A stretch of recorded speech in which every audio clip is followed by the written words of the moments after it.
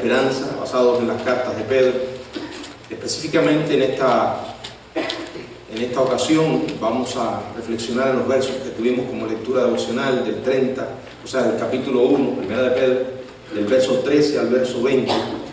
Y hemos titulado este mensaje, Esperanza más allá de la tentación. Padre, gracias por la oportunidad de estar aquí en tu casa, de tener tu palabra entre nosotros, que nos guía, Señor, y también podemos usar este lugar para traerla. Llénanos de tu poder, Señor. Úsanos para tu gloria. Te lo pido en el nombre de Jesús. Amén. Bueno, ¿no sería realmente maravilloso si Dios nos salvara y en cosa de segundos nos llevara a la gloria? ¿Verdad que eso sería un gran alivio? Jamás tendríamos que luchar con las tentaciones. Jamás tendríamos que batallar con la carne. Jamás tendríamos la posibilidad de arruinar nuestras vidas. Pero Dios, en su infinita sabiduría, nos ha dejado en esta tierra deliberadamente, y dice la palabra en Filipenses, en el capítulo 2, verso 15, Filipenses 2:15, para que seáis irreprensibles y sencillos. Aquí nos explica el apóstol Pablo la razón por la que nos quedamos acá, por la que todavía estamos ocupando un lugar en este mundo, ¿verdad? Para que seáis irreprensibles y sencillos, hijos de Dios, sin mancha, en medio de una generación maligna y perversa, en medio de la cual resplandecéis como luminares en el mundo. Somos portadores de la luz de Cristo. Él dijo: yo soy la luz del mundo. Nosotros portamos esa luz. Además somos sal. Estamos llamados a ejercer influencia en este oscuro mundo, que cada día se pone más oscuro. Por eso la luz es tan importante. En este mundo nos ha dejado y nos ha dejado con un propósito. Viviremos hasta que Él diga: se acabó. No somos nosotros los que determinamos hasta cuándo vamos a vivir. Y no es un accidente que todavía estemos vivos. Hay un propósito. Hay una tarea que tenemos que cumplir. Jesús oró por sus discípulos y también por nosotros, y lo hizo de esta manera. En el Evangelio de Juan, en el capítulo 17, en el verso 15, dijo: no ruego que los quites del mundo, sino que los guardes del mal. Él no le está pidiendo al Padre que aísle a sus discípulos del mundo, sino que en medio del mundo los guarde del mal. En un mundo en que la mayoría anda por el camino equivocado, se nos ha dejado como luces indicadoras, luces que muestran la dirección correcta, el camino correcto. Ahora, vivimos en un mundo enemigo de Dios y tenemos que estar firmes en medio de un mundo con una mentalidad seductora. Cuando Jesús dice: no te ruego que los quites del mundo, sino que los guardes del mal, cuando el apóstol Pablo habla: no os conforméis a este siglo, es la palabra misma, palabra para mundo, no está hablando del planeta Tierra. Cuando dice la palabra: no améis al mundo, ni las cosas que están en el mundo, no está hablando del planeta Tierra. Cuando la Biblia dice: cualquiera que se constituye amigo del mundo se hace enemigo de Dios, no está hablando del planeta Tierra, ni tampoco de las personas como seres humanos. Más bien habla de una mentalidad, de una filosofía. No es un lugar, sino un sistema de pensamiento que tiene su origen en el mismo diablo. Es lo que Juan llama el cosmos. Y quiero que miremos el versículo en 1 de Juan capítulo 2, versos del 15 al 17. No améis al mundo ni las cosas que están en el mundo. Si alguno ama al mundo, el amor del Padre no está en él. La palabra cosmos. Porque todo lo que hay en el mundo, los deseos de la carne, los deseos de los ojos y la vanagloria de la vida no proviene del Padre, sino del mundo. Y el mundo pasa y sus deseos, pero el que hace la voluntad de Dios permanece para siempre. El mundo físico es visible. El mundo físico puede medirse, puede sentirse, es obvio. Ahora, lo que no es tan obvio es el sistema que opera dentro de las vidas en esta tierra.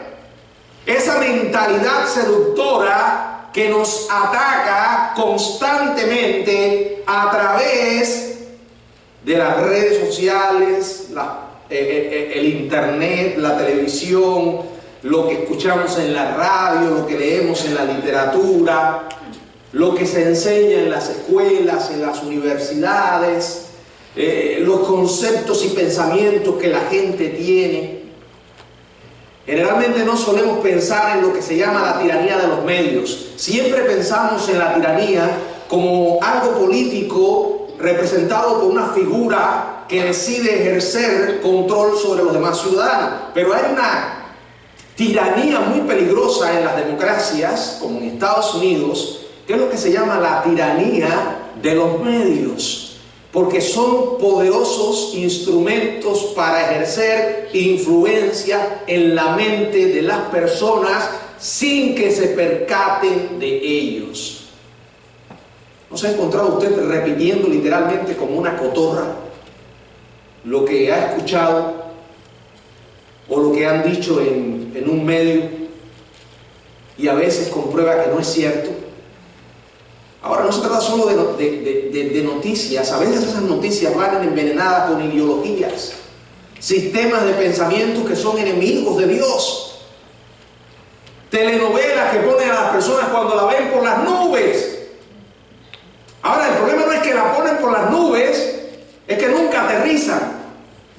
Se creen que la vida real es así porque nunca hablan de las consecuencias de las decisiones pecaminosas. Se pone un énfasis excesivo en lo sensual, en los deseos, en las emociones, en los sentimientos, sin importar las consecuencias y mucho menos cuánto pueda estar esto en contra de lo que Dios ha revelado en la Biblia o pueda ofender al Dios Santo.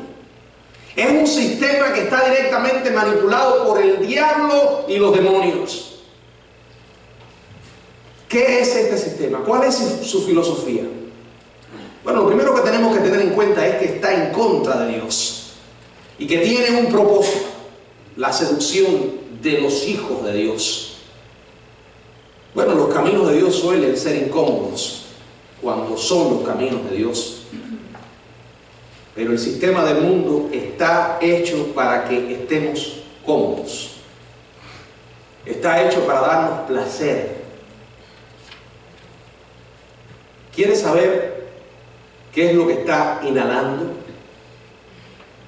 Vea los comerciales de la televisión, observe lo que anuncian y cómo prácticamente cada palabra, cada imagen, cada sonido está diseñado para atraerlo, para que usted se sienta, por ejemplo, insatisfecho con lo que tiene, con su apariencia, consigo mismo, y desee lo que le estén vendiendo. Ahora, no está solo en la televisión, ya lo mencioné. En el sistema mundial su filosofía está en todo, permea todos los aspectos, y muchas veces no estamos conscientes de esta realidad y del daño que puede traer a nuestra vida espiritual. Yo otras veces he hecho énfasis en la importancia de tener un sistema de filtro. No es que usted ahora se va a meter en una cueva, ni se va a ir a vivir a un convento. El Señor no dijo quítalos del mundo, guárdalos del mal. Aquí estamos. Ahora, estamos aquí, pero para ejercer influencia, para mostrar el camino. No estamos aquí para dejarnos seducir. La cuestión no es si estamos ejerciendo influencia o no, qué tipo de influencia estamos ejerciendo. Ahora, si hallamos una vida religiosa, más la influencia del mismo diablo, la mezcla es letal. Claro, estamos hablando de una vida religiosa sin nuevo nacimiento, que a veces es lo que ocurre, y a veces con el nuevo nacimiento el ataque es más duro, porque somos blancos de Satanás. Aquí el apóstol Pedro nos deja 3 secretos para ser diferentes, para vivir una vida distinta. Hay personas que no les gusta que les digan que debemos ser diferentes. No. ¿Por qué? No les gusta que los consideren anormales. Y los cristianos somos o debemos ser anormales. Permítame explicarme un poco más. ¿Qué es lo normal? Lo que todo el mundo hace. Lo que todo el mundo considera correcto. O la gran mayoría. Pero si comparamos la mentalidad del mundo con las enseñanzas de Dios, nos damos cuenta que tenemos que ir contra la corriente. Y eso es ser anormales. ¿Verdad? Eso es ser diferente. Te vas a encontrar con personas que dicen, pero es que todo el mundo lo hace.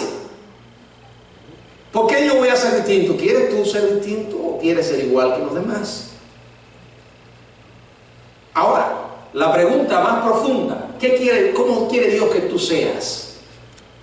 Si eres igual que los demás, no vas a ejercer influencia. Al menos no va a ser positiva.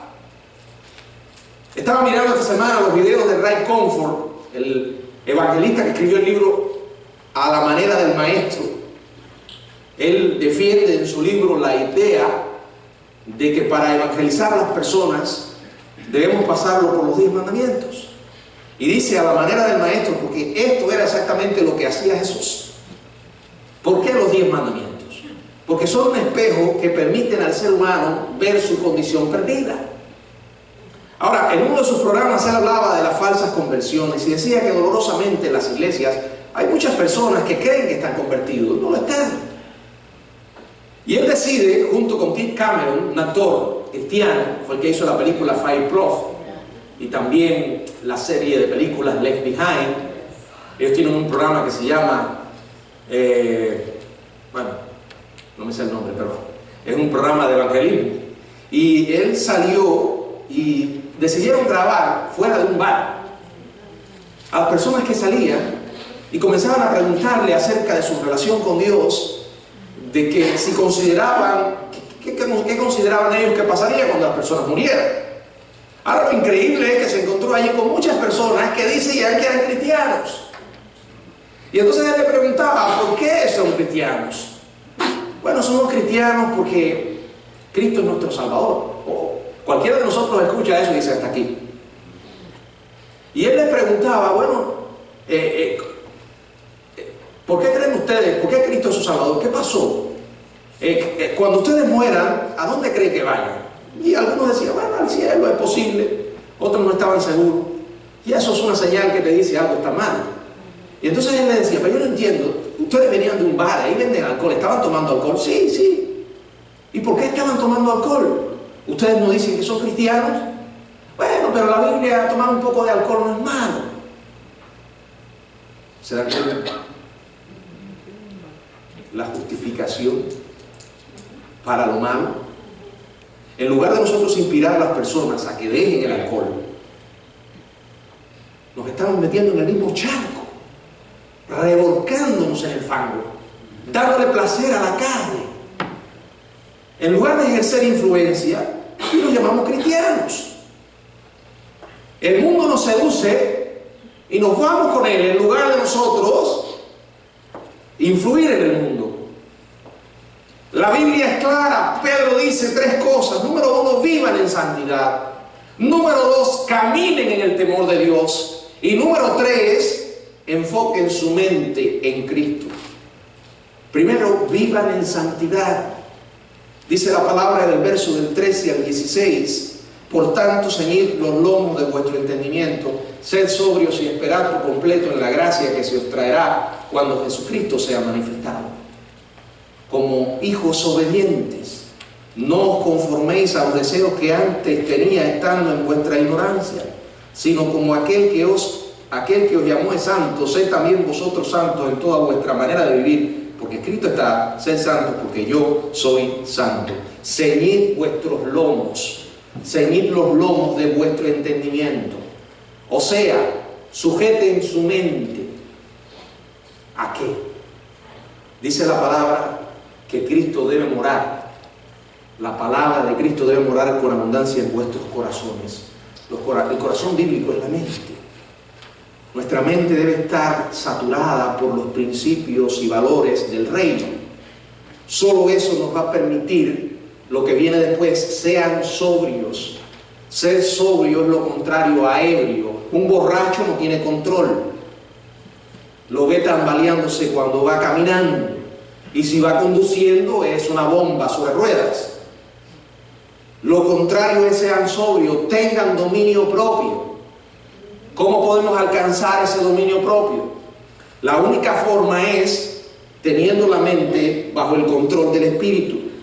Y dice: y esperen por completo en la gracia que se os traerá cuando Jesucristo sea manifestado.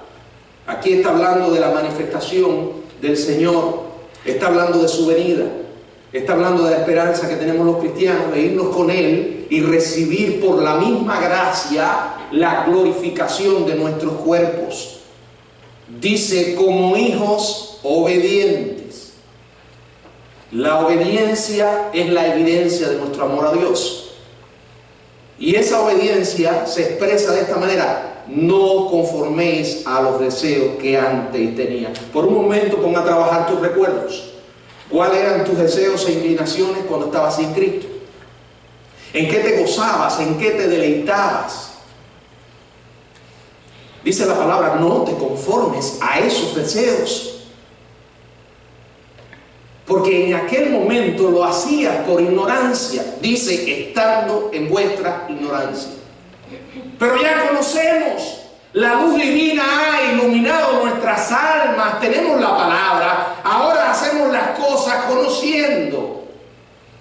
Y dice el verso 15: sino como aquel que os llamó es santo.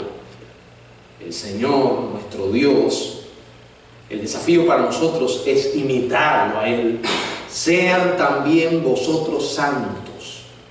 No en palabras, diciendo solamente, bueno, nuestras palabras deben reflejar la santidad, pero no proclamando cuán santos somos. Las palabras deben expresar lo que hay en el alma. Pero aquí el énfasis está en una conducta de integridad. Santos en toda vuestra manera de vivir. En toda. No solo cuando venimos en la mañana aquí a la iglesia y estamos con otras personas que comparten mi fe, donde es fácil ponerse una máscara, decir las palabras correctas. Dice la palabra que es el santo en todas partes. Donde nadie me está viendo, cuando estoy solo, sean santos en toda vuestra manera de vivir. Y el verso 16: porque escrito está: Sed santos porque yo soy santo. Ese es el desafío. El apóstol Pablo escribió: no os conforméis a este siglo, sino transformaos. Él dice: no dejen que el mundo los meta en su molde. El cosmos, no dejen que ese cosmos se lo trague en su sistema. Si se conforma, entonces está adoptando la manera de vivir que tenías antes. El desafío es ser diferentes. Vivamos en santidad, hermanos. Y la santidad comienza con nuestros pensamientos. Somos lo que pensamos. No importa que otros no sepan lo que estamos pensando. El Señor lo sabe. Es más, aún no está la palabra en mi boca, dice: tú lo sabes todo, Señor. Salmo 139. Pedro le dijo al Señor cuando le preguntó la tercera vez: Señor, Pedro me ama. Señor, tú lo sabes todo. Tú sabes que te amo. Dice la palabra en Mateo capítulo 5: tu Padre que ve en lo secreto, no importa dónde estés, Dios te está mirando. Y el pecado es una ofensa contra un Dios santo. Déjate de juegos. A Dios le costó muchísimo. Vivamos en santidad. Número 2, caminemos en el temor de Dios. Verso 17: y si invocáis por Padre a aquel que sin acepción de personas juzga según la obra de cada uno, conducíos en temor todo el tiempo de vuestra peregrinación. Estar consciente de la presencia divina en todo momento. ¿Por qué? Porque si invocamos, dice, por Padre a aquel que no hace excepción de personas y juzga según la obra de cada uno, el Dios de la Biblia es santo, es justo y va a juzgarnos. Él nos da la espalda ante el pecado. Caminemos en reverencia, es la idea. La Nueva Versión Internacional traduce esta frase: vivan aquí sus vidas como extranjeros en temor reverente. Aunque podamos impresionar a los demás con nuestras buenas obras y aplaudirlas, al final Dios es el juez. Él sabe todo lo que hacemos. Él es el testigo silencioso de todas nuestras acciones. Lo que hiciste hace 2 horas y que sabes que es pecado, Dios lo vio. No, Él no estaba distraído, Él lo vio, Él lo sabe. No lo vas a engañar. Aquella acción de amor que tuviste por alguien, Dios también la ve. No importa que nadie más lo sepa. Es más, dice el Señor: no te preocupes porque otros lo sepan. Dios lo ve. Y Dios tiene una memoria perfecta. Él no olvida.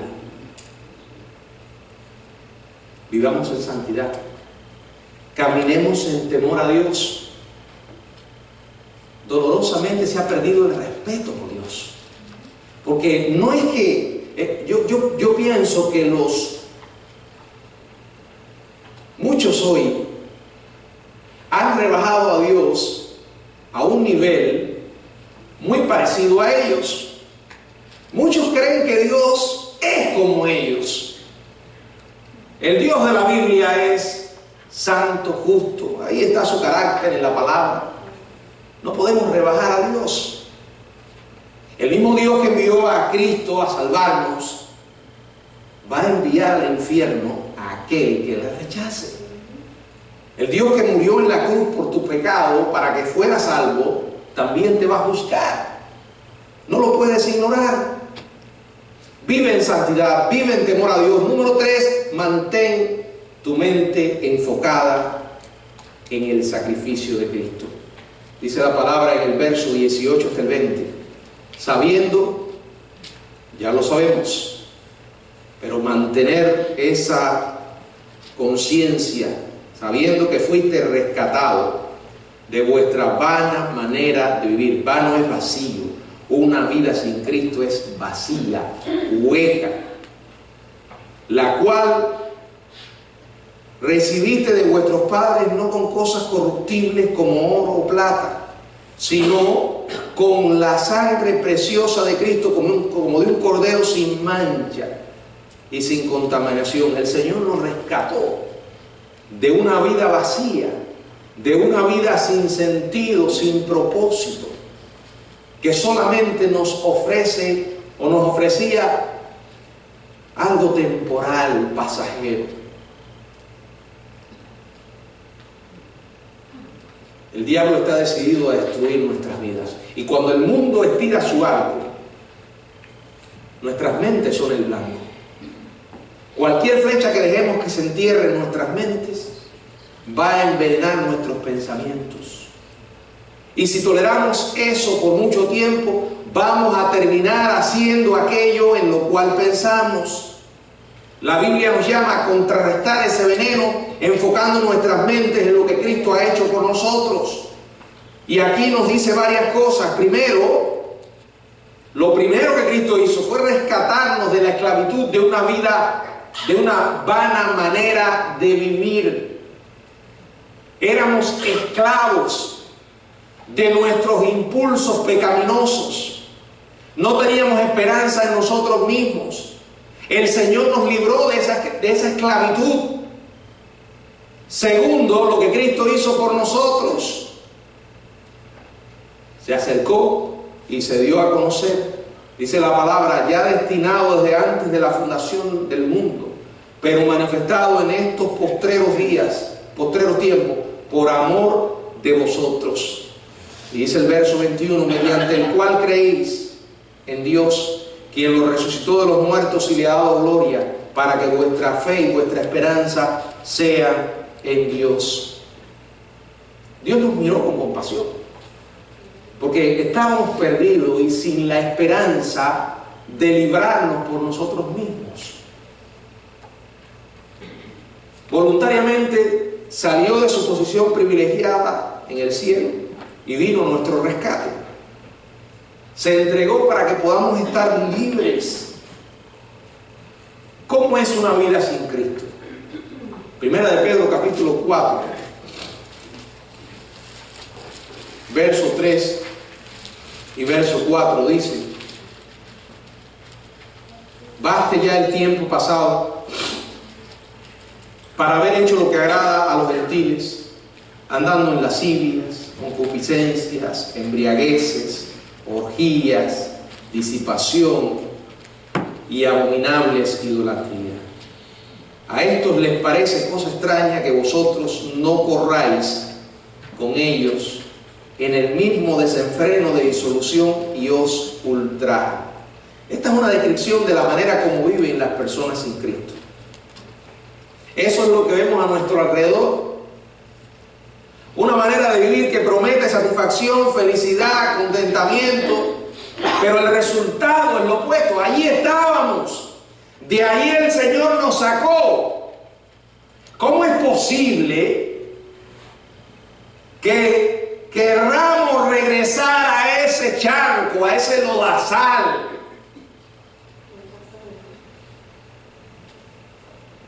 Un arrebato tras otro, una botella de alcohol tras otra, una droga tras otra, un amorío tras otro, un aborto tras otro, una vida vacía, hueca, miserable. Pedro lo dice, vana manera de vivir. El Señor nos redimió con la preciosa sangre de un cordero sin mancha y sin contaminación. Vivan en santidad, caminen en el temor de Dios, enfoquen su mente en lo que Cristo ha hecho por ustedes. Ahora, no quiero cerrar este mensaje sin moverme un poco más lejos y tratar de hacer lo más práctico posible esta enseñanza. Aquí está el conocimiento para establecer una base en la que podamos descansar para enfrentar las tentaciones. Ahora, conociendo esto, quiero dejarles algunas cosas prácticas que nos pueden ayudar. Número 1, Préstele mucha atención a lo que ve y escucha.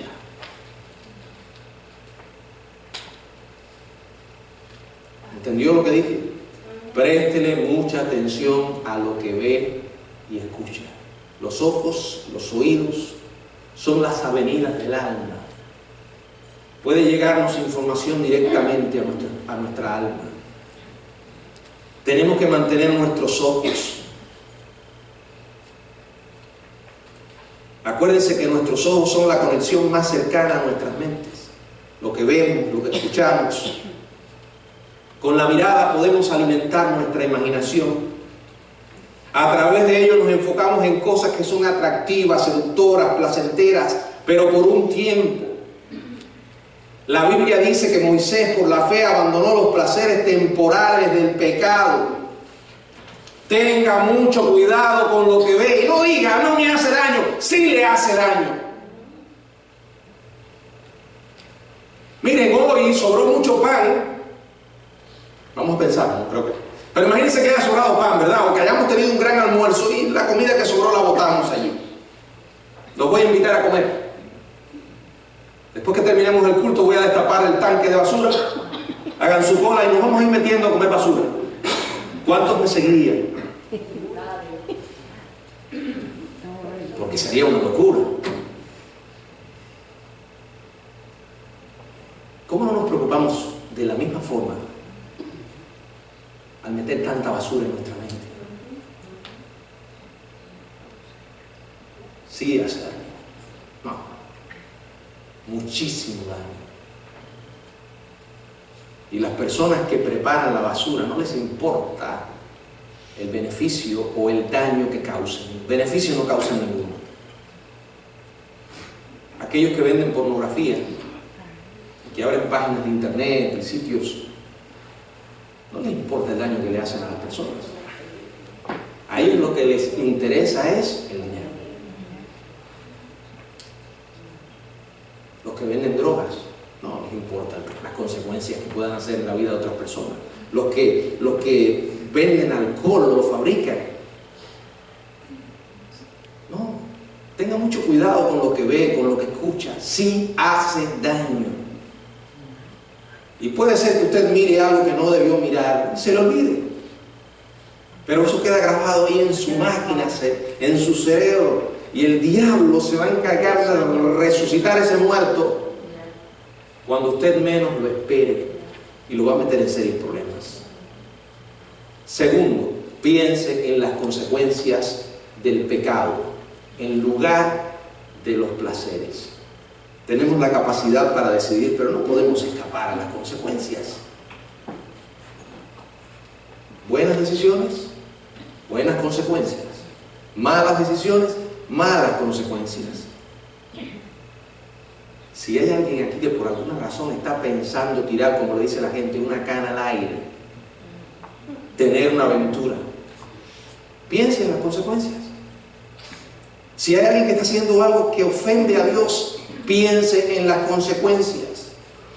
En un libro titulado Liderazgo, el autor dice que siempre que se siente tentado o vulnerable a una tentación sexual, se pone a pensar en las consecuencias de sus acciones.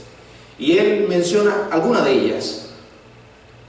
Número 1, ofender al Señor que me redimió.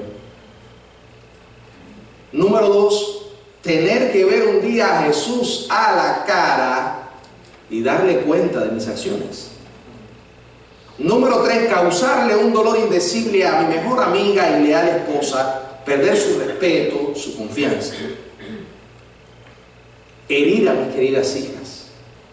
Destruir mi ejemplo y mi credibilidad con mis niños y anular mis esfuerzos actuales y futuros para enseñarles a obedecer a Dios.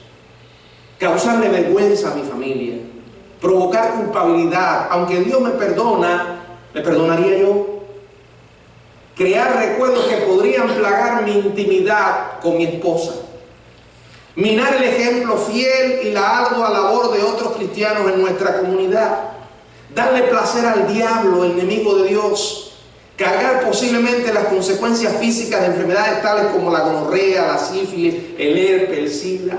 Infectando quizás a mi esposa o en el caso de SIDA hasta causarle la muerte, provocar un embarazo, consecuencias o las implicaciones personales y financieras que esto trae, incluyendo un recuerdo para toda la vida de mi pecado, ocasionarle dolor a mis amistades, especialmente a lo que he llevado a Cristo. Esto es solo una lista, un ejemplo, frente a un pecado.